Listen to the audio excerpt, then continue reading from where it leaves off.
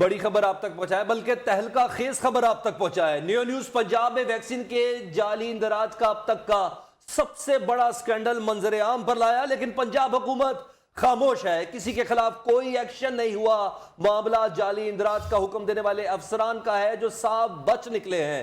Secretary health primary का दावा खोखला निकला। वोटर फहरिस्तों से नाम लेकर वैक्सीन का जाली इंदराज किया गया। लाहौर से इस्लामाबाद तक हुकाम की आंखें बंद हैं। एनसीओसी ने भी नोटिस नहीं लिया।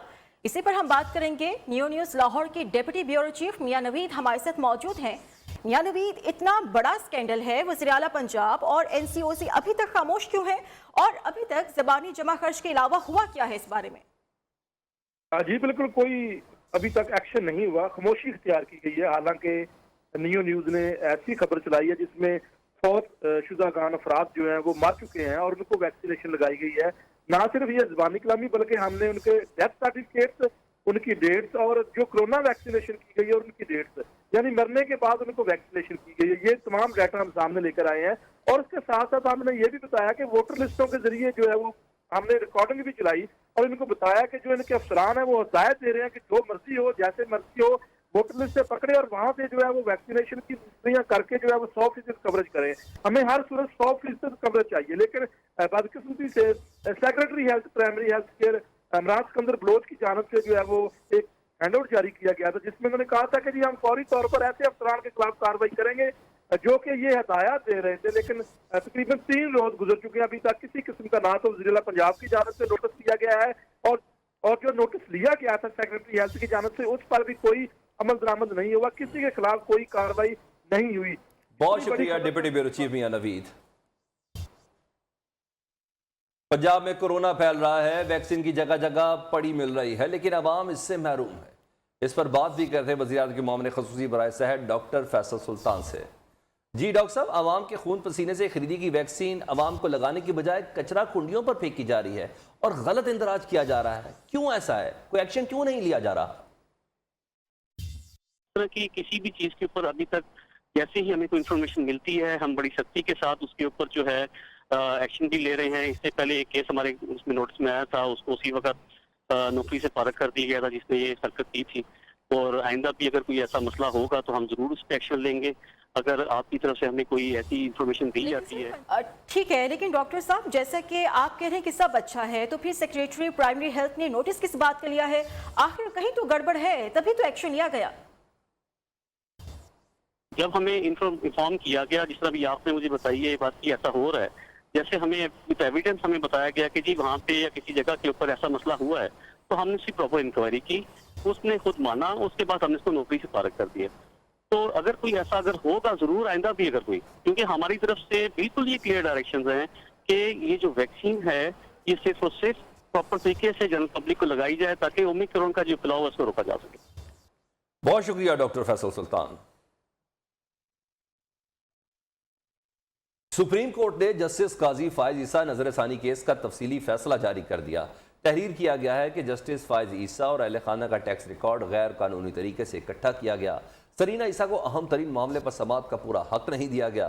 जज की अहलिया होने पर आईनी हकूक से महरूम नहीं किया जा सकता। सरीना ईसा की नजरसानी दरख्वास्त से अक्सरियत से मंजूर कर ली गई। जस्टिस याहिया अफरीदी का इजाफी नोट फैसले का हिस्सा है।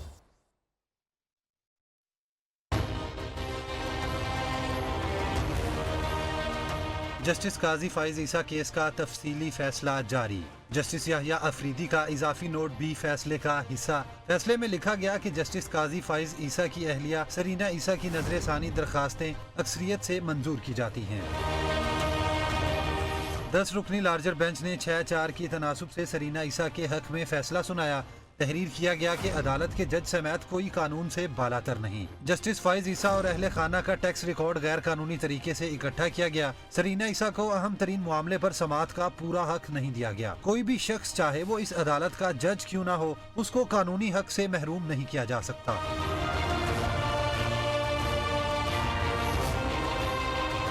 तहरीरी फैसले में जस्टिस याहिया अफरीदी का इजाफी नोट शामिल। लिखा, FBI को तहकीकात का हुक्म देना आर्टिकल 211 और इनकम टैक्स ऑर्डिनेंस की हदूद से बाहर था। सुप्रीम कोर्ट जुडिशल काउंसिल को FBI को कमीशन कर दी गई। मालूमात पर जज के खिलाफ कार्रवाई का हुक्म नहीं दे सकते। सुप्रीम कोर्ट ने अबूरी फैसले में टैक्स हुकाम को तहकीकात का हुक्म देकर कानून साज का किरदार अदा किया।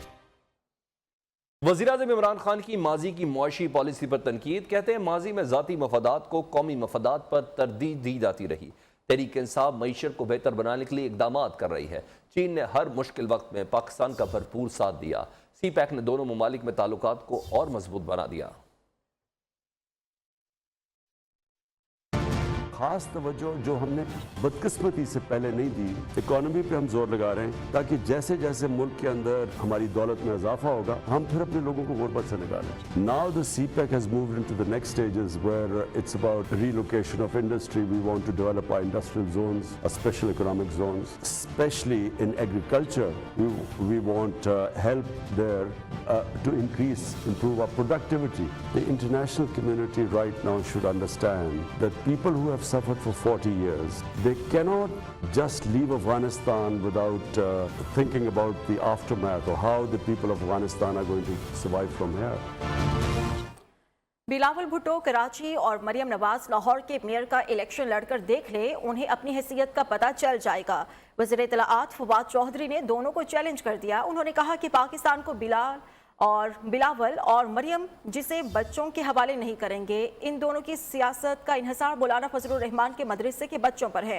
अकेले इमरान खान ने सारी ऑपोजिशन जमातों को ढेर कर दिया। ऑपोजिशन को सियासी बोनों का टोला भी करार दे दिया। ये मुल्क बिलावल और मरियम के हवाले नहीं किया जा सकता। इस मुल्क की क़यादत के लिए ये बड़े बोने हैं जो लोग अपने आप को पेश कर रहे हैं। का कद नहीं है कि वो खुद को नेशनल लीडर कर सकें। बिलावल भुट्टो जो हैं उन्हें चाहिए कि वो कराची के मेयर का इलेक्शन लड़ें और इसी तरह मरियम बीबी को चाहिए कि वो लाहौर के मेयर का इलेक्शन लड़ें। ये लोग जो एक सियासी तौर के ऊपर बिल्कुल नौमौलूद लोग हैं, इनको चाहिए कि बड़ी सीनियर लीडरशिप के लिए अपनी पोजीशंस जो हैं वो खाली करें। और मुझे बड़ी खुशी है कि नून लीग के अंदर अब ये गुफ्तगू शुरू हुई है और यही जो डिबेट है पीपल्स पार्टी में भी होनी चाहिए। इन जमातों की ना तो पार्लियामान के अंदर कोई कदर है और ना ही पार्लियामान के बाहर। ले दे के आखिर इन्हें मौलाना फजलुर रहमान के मदरसों के बच्चों के ऊपर रिलाई करना पड़ता है। इमरान खान के आगे अपोजिशन की पार्टीज हैं, ये मिलकर भी ढेर है। बिलावल भुट्टो पर तनकीद करके फवाद चौधरी दिहाड़ी कमाते हैं। वजीर इत्तलाआत सिंध सईद गनी का वफाकी वजीर के बयान पर रद्द-ए-अमल। कहते हैं कि इमरान खान जैसे सेलेक्टेड वजीर आज़म बनने से फवाद जैसे वजीर बनते हैं। फवाद चौधरी दिहाड़ीदार वजीर तो बन सकते हैं, लीडर नहीं। अपने ट्वीट में सूबाई वजीर का कहना था कि इमरान खान साहब जब तक वजीर आज़म है, फवाद चौधरी उनके दरबारी हैं।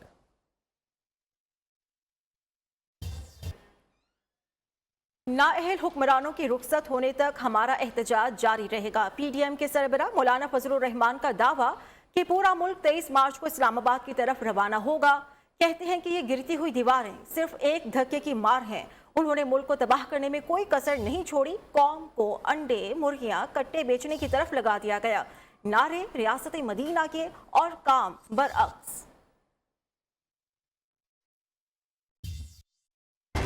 हमारे हुक्मरान वो अवाम की राय से नहीं बने, वो अमीर नहीं है, दादी से आया है, ना अहल है, ना जायज है, ना लायक है।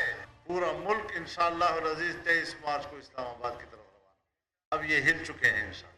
अब ये गिरती हुई दीवार है, एक धक्के की जरूरत।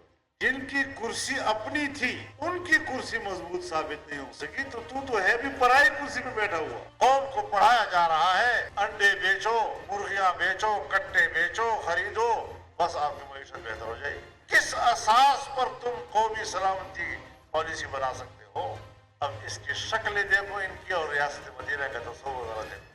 इस तरीके से मुल्क नहीं चला कर। ऐसे हुक्मरानों के खिलाफ हमारा ये जिहाद जारी रहेगा। इमरान खान को लाने वाले भी अब नवाज शरीफ से उम्मीद लगाकर बैठे हैं। बैसाखी हटेगी तो तहरीक अदम एतमाद लाएंगे। साबिक वज़ीर आज़म शाहिद खाकान अब्बासी का कहना है कि महंगाई बदतरीन मुआशी बहरान संगीन हो गया। जब इलेक्शन चोरी हो तो मुल्क का यही हाल होता है। एहसन इकबाल के मुताबिक इमरान खान की खसूसी शफकत से मईशत तबाह हो गई। जिस चीज़ का नोटिस लेते हैं इसका बेड़ा गर्क हो जाता है। बहुत जल्द पीपल्स पार्टी सिंध हुकूमत से भी फारिग हो जाएगी। वज़ीर मनसूबाबंदी असद उमर का दावा, बदकिस्मती से सिंध पर ऐसी हुकूमत मुसल्लत है जो 13 साल से कोई काम नहीं कर रही। कराची के साथ जो किया गया अवाम सूद समेत लौटाएंगे। वफाकी हुकूमत कराची के मसाइल हल करने की कोशिश कर रही है।